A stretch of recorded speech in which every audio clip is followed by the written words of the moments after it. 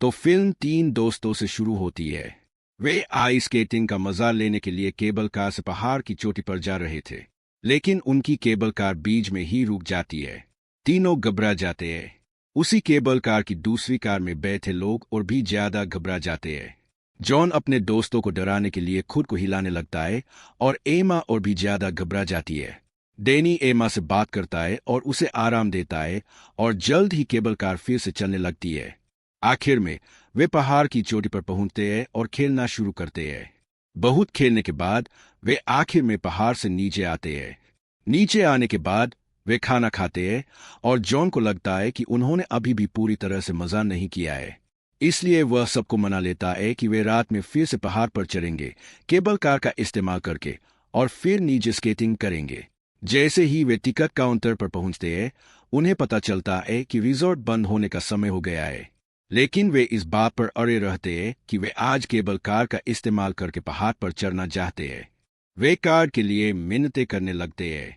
आखिरकार वह एमा की बात मान लेता है और उनसे कहता है कि वह थोड़ी देर के लिए केबल कार खोलेगा, लेकिन इस वादे के साथ कि वे जल्द ही पहाड़ से नीचे वापस आ जाएंगे। वे मान जाते हैं और तीनों खुशी खुशी केबल कार में जड़ जाते हैं। आखिरकार वे केबल कार में निकल गए और यही से उनकी मुश्किल शुरू होती है। जिस ड्राइवर ने इन तीनों को भेजा था, उसे उसका बॉस वापस बुलाता है, जो दूसरे आदमी से कहता है, मैंने 3 लोगों को केबल कार से पहाड़ी पर भेजा है।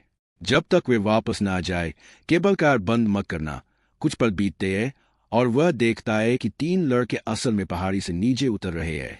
यह देखकर वह केबल कार की पावर बंद कर देता है, सब कुछ बंद कर देता है और जाने की तैयारी करता है। हम देखते हैं कि जो 3 लोग आए थे वे असल में डैनी और डैनी के दोस्त नहीं थे। डैनी और डैनी के दोस्त अब केबल कार में आधी ऊंचाई पर फंस गए थे।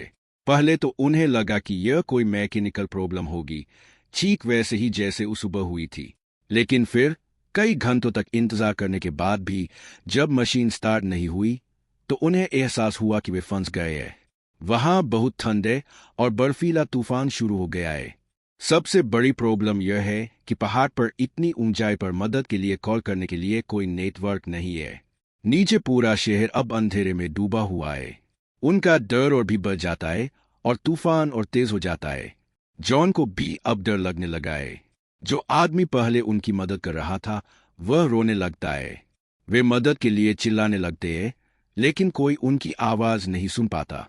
आखिर में वे हार मानकर चले जाते हैं। वे मान लेते हैं कि वे जल्द ही मर जाएंगे, लेकिन तभी उन्हें नीचे से एक स्नो ट्रैक्टर आता हुआ दिखता है। वे खुश होते हैं और अपना सामान फेंककर उसे अपनी ओर खींचने की कोशिश करते हैं, लेकिन ड्राइवर उन्हें नोटिस नहीं करता। वह अपने साथी को लेने आया था जो पहले ही जा चुका था। आखिरकार ट्रक चला जाता है और उनकी उम्मीदें टूट जाती है। तूफान तो रुक गया है, लेकिन ठंड बढ़ गई है। सांस लेना भी मुश्किल होता जा रहा है। और फिर डैनी को कुछ और याद आता है। उन्हें पता चला कि तूफान की वजह से रिजॉर्ट अगले 2 या 3 दिनों तक खुला नहीं रहेगा। गिन्नी को लगता है कि अगली सुबह बचाव के सारे मौके खत्म हो गए हैं। यह सब सुनकर एमा रोने लगती है और डैनी उसे दिलासा देते हुए कहता है, मैं अपने दोस्तों यानी तुम दोनों को बचाने का कोई रास्ता ढूंढ लूंगा। इस दौरान एमा का एक दस्ताना बर्फ में गिर जाता है। अब बचना और भी मुश्किल हो सकता था। एमा की हालत देखकर डैनी अपने दोस्तों को बचाने के लिए जोश में आ जाता है और एक भयानक फैसला लेता है। उसने ऊपर से सीधे नीचे कूदने और फिर मदद के लिए पुकारने का फैसला किया। सबने उसे रोकने की कोशिश की, लेकिन डैनी ने एक न सुनी और कूद गया। गिरने पर उसके दोनों पैर टूट गए। उसे बहुत गंभीर चोटें आईं। इतना दर्द हो रहा था कि वह हिल भी नहीं पा रहा था।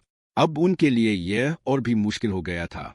पेनी को बहुत दर्द हो रहा था और वे उसके लिए कुछ नहीं कर सकते थे। जॉन ने 2 केबल कारों के पीछे एक टावर देखा जिसमें सियाइयां लगी थी। वे उससे नीचे उतर सकते थे, लेकिन ऊपर का सफर बहुत मुश्किल था। एमा ने जॉन की हिम्मत बढ़ाई और वह घाट के पीछे चढ़ गया। जैसे ही उसने 1-2 कदम उठाए, लटकते हुए उसके ग्लव्स कट गए।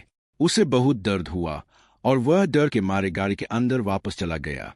नीचे का मौसम और भी खराब हो गया था। तूफान आने लगा था। डैनी दर्द से बेहोश हो गया था और जंगली जानवर भी आसपास घूम रहे थे, जिससे उनका डर और बढ़ गया था। अपने आसपास जानवरों को देखकर डैनी को होश आया और इस डर से कि वह भाग नहीं पाएगा, उसने अपना जेरा टोपी से ढक लिया। आखिरकार जानवरों ने उसे काटना शुरू कर दिया और वे दोनों ऊपर से चुपचाप देखते रहे। दुख और गिल्ट ने उन्हें भर दिया। इस गिल्ट में वे एक दूसरे पर इल्जाम लगाने लगे, कहने लगे, यह तुम्हारी गलती है, यह तुम्हारी गलती है। जॉन एम्मा से कहता है, तुम्हें डैनी को रोकना चाहिए था। यह सब हो रहा है, यह तुम्हारी गलती है। लेकिन एम्मा जवाब देती है, यह तुम्हारी गलती है, मेरी नहीं। रात के इस समय यहां वापस आने का प्लान तुम्हारा ही था। जब वे बात कर रहे होते हैं तो फिर से तूफान शुरू हो जाता है। इतनी बर्फबारी होती है कि डैनी की लाश बर्फ से आग जाती है। जब वे बहस कर रहे होते हैं तो उनके पास कोई उम्मीद नहीं बचती। वे सो गए, उन्हें पता ही नहीं चला। सुबह हुई और जब एमा ने आंखें खोली तो उसे कुछ डरावना महसूस हुआ। उसका हाथ रेलिंग से फंसा हुआ था और उसने कितनी भी कोशिश की, वह उसे निकाल नहीं पा रही थी। वह जानती थी कि जरा सा भी जोर लगाने पर उसका हाथ घायल हो जाएगा। उसने बहुत धीरे धीरे अपना हाथ निकालने की कोशिश की, लेकिन स्किन की पहली परत ही निकल गई, जिससे एमा का हाथ बुरी तरह घायल हो गया। उसकी हल्की चीखें सुनकर उसका दिमाग जागा और जब उसने अपना हाथ देखा तो उसे बहुत दर्द हुआ। ठंडी रात के बाद धूप ने उसकी खान थोड़ी कम कर दी थी, लेकिन अब वह उसे दर्द भी दे रही थी। ठंड उसकी स्किन के जामों को जला रही थी। इस समय जॉन कहता है, मुझे उम्मीद है कि रिजॉर्ट के लोग हमें ढूंढने आएंगे और हमें बचा लिया जाएगा, लेकिन घंटों बीत जाते हैं और कोई नहीं आता। वे बहुत देर से बाथरूम भी नहीं गए थे। उनके कपड़े जरूर गीले हो जाते हैं और वे कुछ नहीं कर सकते। उनके गीले कपड़ों की वजह से ठंड और बढ़ रही है। जॉन तय करता है कि खुद को बचाने का कोई रास्ता नहीं है। वह पूरी हिम्मत जुटाकर रेंगता हुआ टावर तक जाता है। वह फिर से खड़ा होता है और कार के पीछे से केबल पकड़ लेता है।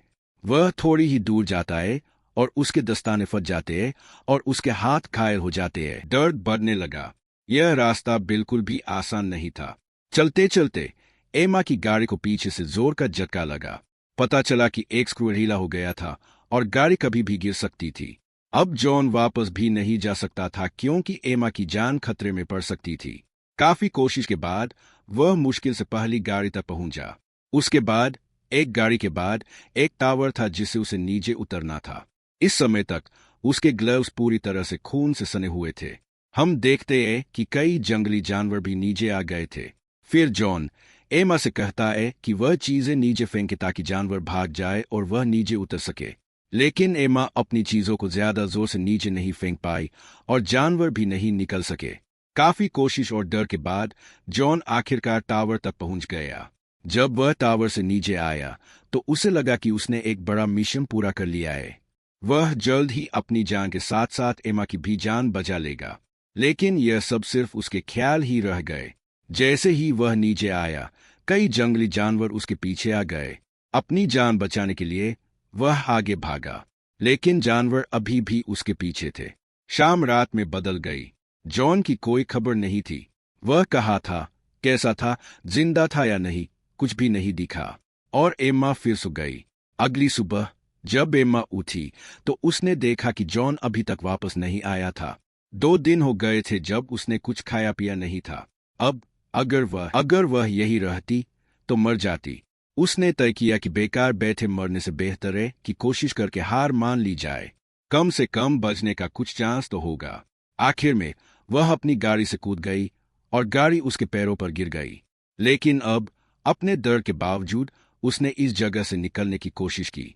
वह खुद को घसीटते हुए आगे बढ़ी और रास्ते में उसने बर्फ पर ऐसे निशान देखे जो ऐसे लग रहे थे जैसे किसी को घसीट कर ले जाया गया हो। उसे एहसास हुआ कि जॉन यहाँ इंसान था और जानवरों ने उसे घसीटकर टुकड़े टुकड़े कर दिया होगा। जैसे ही वह आगे बढ़ी, उसका सामना भी एक जंगली भेड़िए से हुआ। उसे लगा कि वह मर जाएगी। भेड़िए के मुंह पर खून के निशान थे, जिससे यह पक्का हो गया कि भेड़िए ने उसकी दोस्त को खा लिया है। भेड़िया उससे कुछ नहीं कहता क्योंकि उसका पेट पहले ही भर चुका था। इसलिए एमा उसे बचकर सड़क के किनारे घसीटती हुई पहुंच जाती है। वहां भी आसपास किसी का कोई निशान नहीं था। लेकिन फिर एमा की किस्मत खराब हो जाती है। एक आदमी अपनी कार में आता है और एमा को सड़क के किनारे पड़ा हुआ देखता है और वहां से एमा को आखिरकार बचा लिया जाता है। यह ट्रिप ऐसी थी जिसे वह कभी नहीं भूल पाएगी क्योंकि इस ट्रिप में उसने अपने 2 लोगों को खो दिया था। और बस इसी तरह फिल्म एमा के अकेले रहने पर खत्म हो जाती है।